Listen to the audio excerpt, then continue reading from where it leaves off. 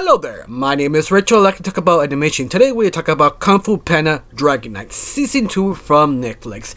And this season was one crazy surprise because this season 2 was cinematic masterpiece. This is cinema. I know I'm over exaggeration, but at the same time, it's that hype. But I have to say, the first two episodes was sort of slow. It became sort of kind of like Spy Cooper Thieves. Sort of, you played that game, you feel they wanted to go that direction, but at the same time, they just couldn't pull it off. I feel they were sort of stretching the story, at least the first two episodes. After they fixed that, you do understand what they need to do after, because you find out that what happened to Muraka with his brother. Understand Muraka, how she felt, how crazy she really was. In fact, better describe Muraka, what actually happened to her.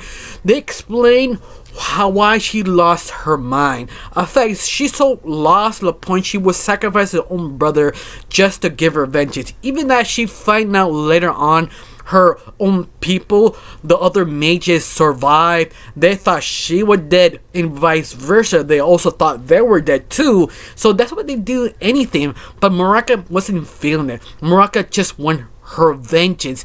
Even that they stole the magic MacGuffin they have for survival, stole it just to take her vengeance from England.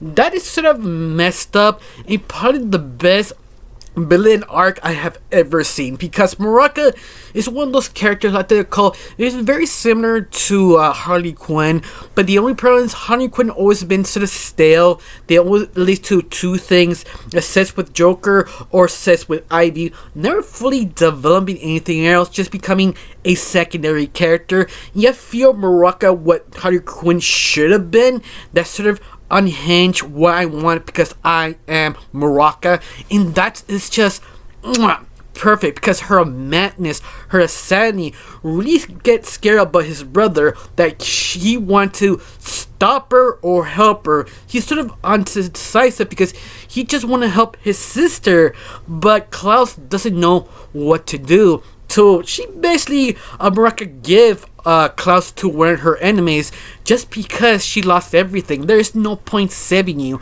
And that's sort of messed up. It's that you just see Klaus' heart just broken too. Your own sister basically sacrificing you without telling you, while having a good conversation or agreeing of the sort of situation they have to do. And that is sort of interesting because she is probably the most underrated villain of DreamWorks. She is just wow. She became probably top 5 best villains. She is that good for this series. And top it all off, you still have new characters now get really find out. In fact, in the first couple episodes, you follow monkey thief, not Muraka. Sorry, I try to remember her name was Rickmack or something. I can't really describe her name, but she's basically the queen of thieves. She used to be the sort of badass thief, and she got trapped in the cave, and she actually freed. Now she's doing her own thing, but she decided to join Paul's own group to basically figure out what she wants.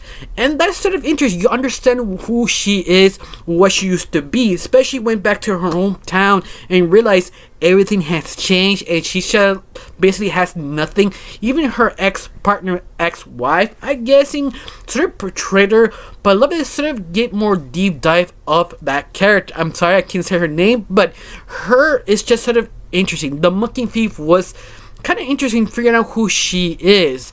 You also have Blade, the fake knight, that she also trying to figure out who she is, specifically that she wants to do a simple mission, take vengeance of her own brother, but realizing this simple mission become a grand scale. The point is she had to decide to take a vengeance for her brother or help pull the mission they have.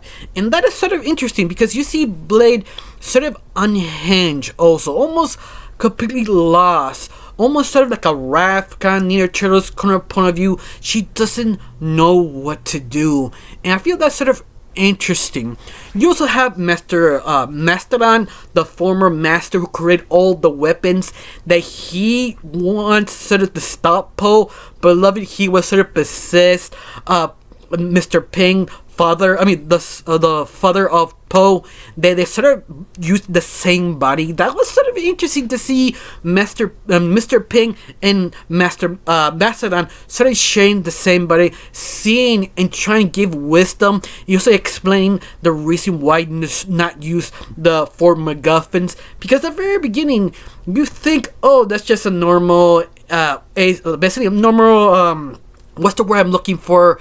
Kind of a MacGuffin weapons. Like, yeah, they're powerful, but they show when they use the MacGuffin, it's just pure magic, pure cinema. Because when one of them actually finally used the full potential, it's just mind blowing. If you've not seen season 2, specifically the lightning disc, to see how one person mastered it and see how fast and how creative that was, because I wasn't expecting, because I've seen speedsters before, but I've never seen a speedster running fast using lightning as sort of like a push. I don't mean you basically ride off lightning. That is just creative, and using slow-mo just sort of blows from your mind. It's just something so creative, so mastery. It just blows your mind. Especially the 2 MacGuffins used at the same time and guess each other. It's like cinematic. It's just so unbelievable beautiful. And it shows why Master Mastodon doesn't want to use this weapon, wants to destroy it. Especially, you find out one of a former leader who basically runs basically a Staka clan, who is basically this leader who has all 4 weapons, basically almost all weapons, became sort of power hungry by accident. Even she, who wanted to save her own people, became a monster. And that's sort of very deep and interesting, because you kind of understand why Master Mastodon wanted to destroy the weapons. It just sort of makes sense. You see the destruction. There is no point of these weapons to exist. You just make it so strong. But at the same time, I heard that 100 times of different stories. Every time they do it, I was not surprised. It's a few times they blow my mind, and this show does it so well. But I also love it. You also find out more Mr. Bing backstory, like who he used to be before he was a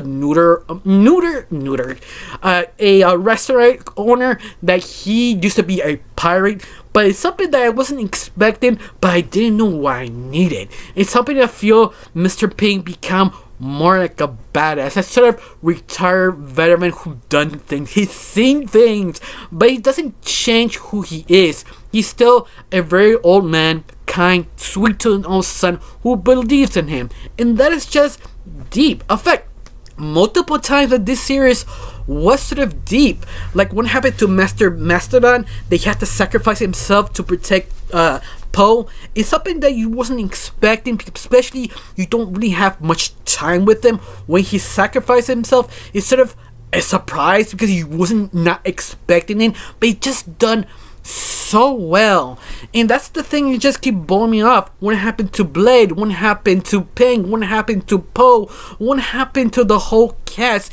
Each of the new members, you make you care. You understand this is destiny we should destroy. You understand it's not our responsibility to destroy these weapons, because at the very beginning starts something so small but became so big. It's just mind-blowing. Especially you do have another party who wants to stop Poe, but not intentionally. There's just this former knight and bodyguard who became sort of biting hardest to stop him, but you don't know much backstory. In fact, they're the ones who sort of builds Mr. Ping backstory, but at the same time you feel sorry for them. Because they dishonored themselves. Now they have to prove themselves to hunt Mr. Ping and Poe and Blade to take them down, to take their credibility. You understand, you see the frustration they have, but at the same time they're not wrong. Yeah, I love about that, because each group The certain point, they're not wrong. Muraka, she wasn't not wrong taking vengeance. You understand that. You understand the Queen of all Azteca. She was a good person, was sort of kind of become corrupted because of the power, but yet she wasn't wrong. It's just she did questionable things that she doesn't mean it. It's just the power changed her. Blade, her vengeance. Poe, his sort of naiveness, not realizing this is way bigger just a small invention. He needs to do this because he realized he sort of makes his father in danger of this mission, and that's just brilliant. I feel each member felt something. You understood. You want them to be good. This is why I think season 2 it improved so much on season 1, especially adding new characters that I probably forgot 1 or 2 characters. I'm sorry, but it's something I do highly recommend. It's just so good, especially the action. Oh my god, the action was great. Now, I really got nothing else to say. Just one question: how do you like it? You like season 2? You didn't? Tell me down below. Let me know.